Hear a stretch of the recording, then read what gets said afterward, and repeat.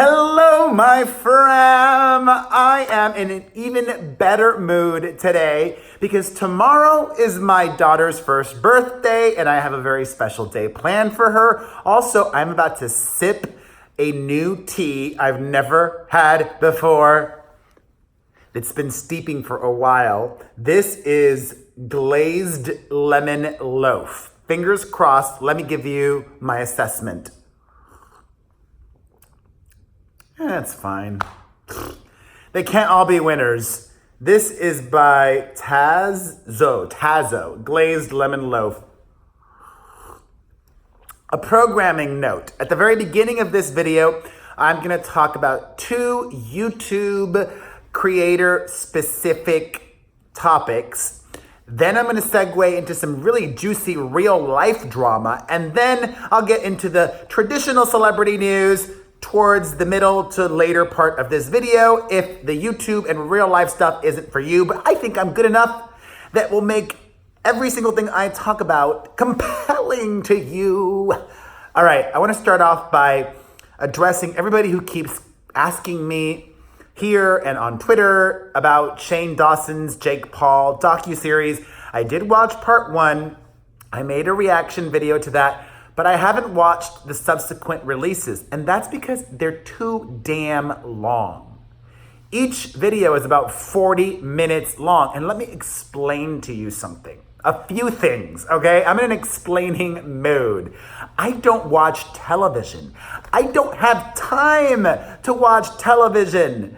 I'm, first of all, creating content for so many platforms. My site, my Instagram, 2 YouTube channels, and it's not just putting the videos on YouTube and Facebook and everywhere else, it's everything else that comes with it. Putting it on Instagram story, putting it on Tumblr, putting it on Twitter. A lot of work, plus, being so hands-on on the website. I just don't have time, and I'm a dad to 3 kids. But let me explain to you why Shane is making these really long videos. Because the longer his videos are, the more money he makes. It's as simple as that. If you guys aren't familiar with the way YouTube monetizes, YouTube doesn't pay their creators just per views. They pay per minutes watched, which is why so many of your favorite creators in the last year have been making longer and longer videos. Because if you have a video, let's say, that gets 1 million views and is 10 minutes long, but people only watch the first minute and then zoom out, you're not gonna make as much if you have a video that gets 100,000 views and is 10 minutes long, but people watch the entire 10 minutes. More likely than not, I'm not great at math, but if you have a video with 100,000 views that's 10 minutes long, people watch the entire thing, chances are you're gonna make more from that than your video with 1 million views. You guys understand what I'm saying? So I understand why Shane's doing what he's doing. Make that money. I love it. I'm happy for him. I honestly would have watched them had they each been 15, 20 minutes max. Heck, I would have even watched it every single day. But 40 minutes of my day, 3 days a week dedicated to Jake Paul, I'm not doing it, sorry. And there's that. Now on to Jeffree Star. I gotta give a major round of applause to Aina. Aina, I'm not exactly sure how you pronounce her name. Aina or Aina. The last name is spelled A-I-N-A. She's more than just a beauty vlogger. She also blogs and vlogs about different things. I saw a video of hers where she was talking about her boob job, and she is Black and fabulous and just reminded everybody of how awful and racist Jeffree Star is. And not long ago in the past, as recently as 2016, Jeffree Star called Aina the N-word 2 years ago, according to her, okay? That's what she claims. I don't know if it's true. There are alleged screen grabs of a text conversation. He could have been joking, but I personally don't think it's funny for a white guy to joke that a black person is the N-word. That's just me. But Let me read to you what Jackie Aina had to say this week on Twitter. She posted some thoughts. Quote, I would like to address something that unfortunately happens more often than it should. I have and will continue to be committed to supporting brands and content creators that champion inclusivity through messaging and their actions. It's important to me as a person, woman, and a member of our beauty influencer community to stand firmly by these values. Jeffree Star does not represent those values. I have not and will not excuse his blatantly racist behavior, not his past references to me in derogatory terms, his continued use of the N-word, nor his efforts to eliminate spaces and opportunities for people of color. And she goes on and on and on, and bravo to her. I don't understand how so many in the beauty community can ignore what Jeffree has done as recently as 2 years ago.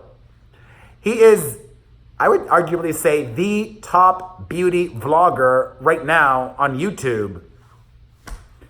Enough about him, enough about YouTube, on to some real life stuff. I wish that I recorded my podcast 5 days a week. Or maybe I don't. If I recorded it 5 days a week, maybe it wouldn't be as special as it is now, once a week.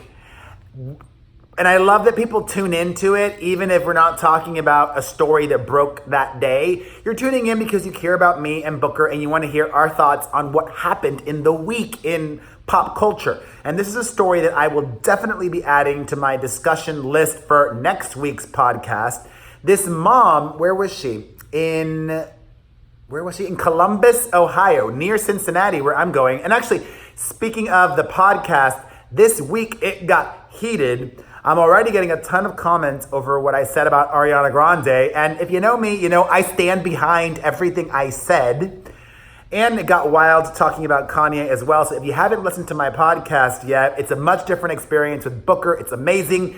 Check out the Perez Hilton podcast with Chris Booker on iTunes or directly at perezpodcast.com. Also, the link will be down below, and the link to everything, almost everything I talk about will be down below as well in the description to this video. So, this mom in Columbus, Ohio was arrested for allowing her 10-year-old son to get tattooed. And I posted this on social media today, and I got so much feedback. Because my thought is, I would never allow my 10, 11, 12, 13, 14, 15, 16, 17, even 18-year-old child to get a tattoo. Even 19, if for whatever reason, my child is living in my house, you know that saying, my house, my rules, I'm not gonna let my child get a tattoo. Simple as that. Having said that, I also don't believe that the government should be telling parents what they should or shouldn't do with their kids. What if you are a member of a religion that believes in tattooing children? Or in America, it is legal to circumcise your boy. And you don't have to have a religious excuse. You could circumcise your kid just because you think it aesthetically looks better. So if we're allowed to do something irreversible, like circumcise a little boy, why shouldn't parents be able to give their children tattoos at 10 years old if they want? Seems very hypocritical to me. Having said that, the real issue here, and I think why the woman was arrested, is because she went to some bootleg place to have her son tattooed in his arm. A teenager did the tattooing, and not in a hygienic, safe tattoo parlor at somebody's house. Clearly, this mom is not the brightest. Is that okay to say? Oh, well, I said it. But yeah, I mean, you can get tattoos lasered off.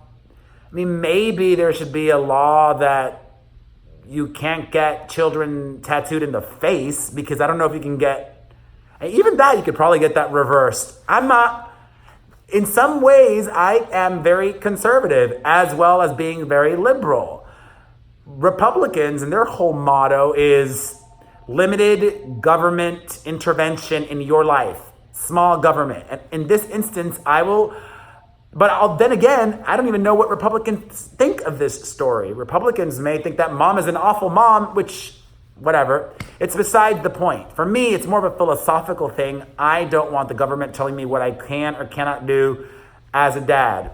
Like, you know, what's to stop then the government from, like, if I wanted to have my daughter have bald hair or have a bald head every day, even if she didn't want it, right? Like, let's say my 3-year-old daughter, or she's 5 at the time, does not want to have a bald head, but I think that looks appealing and I want my 5-year-old daughter to have a bald head. I don't want the government to say, you got to listen to your 5-year-old. No, it's my kid living in my house. I'm going to do whatever the hell I want. Not that I would do that. I'm just trying to think of a big, good hypothetical. I can't wait. I cannot wait to start reading your comments to what I say in this video. If you guys haven't noticed yet, I'm very responsive in the comments section. I want the comments section to be lit up, and I can't wait to read what you write. All right, so that's my thoughts on that. In other news, speaking of questionable moms, this mother and 3 teenagers, including one that's her own teenage son, was arrested and charged with multiple celebrity home burglaries. The new bling ring has been caught. I've got all the details for you. Apparently, this mom and the kids would stake out the celebrity homes. They drive around in fancy stolen cars and most likely using social media to determine when celebrities were home or traveling or not. Then they would have big cars come. They would quickly break into a place, try to get as much stuff as they could, and leave very quickly before police could come. So a lot of these, clearly a lot of these celebrities can afford an alarm system, but unless they're in a gated community, in 5 minutes or 3 minutes even, burglars can take a lot. I got all the details for you down below. On to some TV news. I am bittersweetly excited about this. MISCHA Barton, the actress who most recently appeared on Dancing with the Stars and is best known for her role as Marissa Cooper in The OC, is going to the hills, literally.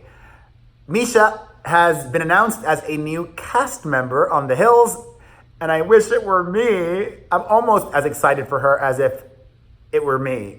I would be such a good addition to the cast, but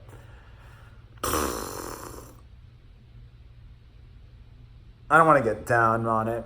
It's all good. I read this damn Us Weekly article. They're casting bloggers, and I haven't read, that hasn't been announced, but seriously, if they end up casting a blogger and it's not me. In more TV-related news, Damon Wayans has announced that he is leaving Lethal Weapon at the end of their first 13-episode commitment. He will wrap in December. He says, explaining why he's leaving, I'm a 50-year-old diabetic and I'm working 16-hour days. I'm too old for this. He also claims that there are people in his family that have had surgeries and have been unwell recently, and he wants to be with them. This after, him being an old man and knowing what he was signing up for, and B, all the drama that happened a few months ago with his co-star getting fired. Now I think they should bring back the fired co-star. This story threw me for a loop. It was wild. All right, more TV-related news. If you didn't hear this yesterday, Taylor Swift has been announced as a performer at the American Music Awards this coming Tuesday night on ABC, which are going to suck because they don't air live on the West Coast. And there's a rumor that Kanye is also going to be performing at this same award show. And for those of you who may not be keeping tabs, yes, Kanye and Taylor Swift are on the outs right now. I have a theory. My theory is that Taylor isn't even going to show up. She isn't even going to be live. She will be pre-recorded and just give the show her live performance of the song she's supposed to perform from tour. Smart of her. It's going to be a great way to promote her tour in Australia because people around the world watch the American Music Awards. And I think she's going to Asia too. Speaking of Kanye, he himself has admitted that he is off his mental health medication, whatever medication he was supposed to be taking. Kanye knows what's best for him. I would hope so. Some might say that his recent behavior could be attributed to him being off his medication. He has confirmed that he's off his medication. In some positive Kanye news, he let us know that his dad, what's his dad's name? Ray West, has beat cancer. He had been diagnosed with prostate cancer, got treatment, and is in remission now, thankfully. Also, right around this time, 11 years ago, in November 10th to be exact, of 2007, Kanye's mother, Donda, passed away. And I think this is true because People Magazine is reporting it, and I believe People Magazine, they say that around this time every year, Kanye gets into a hole and just is not able to handle the anniversary very well, which seems like a lame excuse to me. My dad died 4th of July. Was it the 4th of July or the 5th of July? Right around then. I'm not traumatized every 4th of July. I take accountability for my actions. I'm not the kind of person to blame others for things that I do. I blame myself. I blame myself when I mess things up.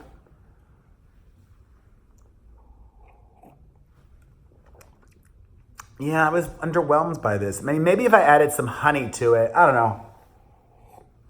But I don't like putting anything in my tea because I want to be as healthy as possible. From one rapper to another, Nicki Minaj is opening up about being the victim of domestic abuse in a trailer for this new documentary of hers. If you haven't seen it yet, I'll have the link down below, as always. Even more music-related news. Poor Iggy Azalea. Wah, wah. Iggy's, I wouldn't call her a co-headliner, but almost more appealing opening act for her tour, rapper Cupcake, has pulled out of the tour, saying, due to a change of plans, I will unfortunately no longer be able to attend tour with Iggy. I'm grateful for the opportunity, and I'll be going on tour by myself when the album drops. Be looking out for dates. Thanks. It would not surprise me if Iggy goes ahead and cancels her tour. It was not selling well to begin with.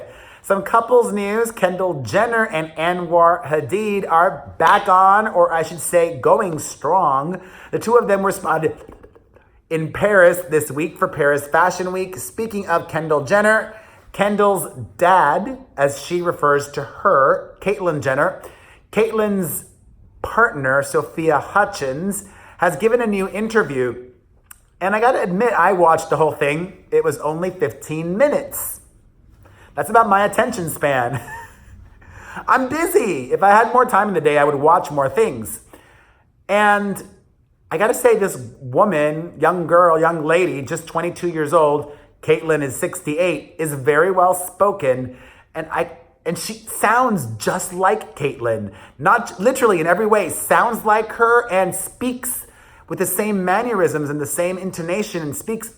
They live together, they're dating, they're more than dating, they're partners. They call each other partners, but they refuse to call each other girlfriend and don't want to confirm officially their relationship. But this is some messiness because they live together, they work together too. Sophia is CAITLYN's manager and heads her foundation.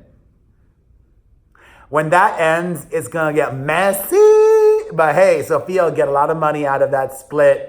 All right, on to more Jenner related news.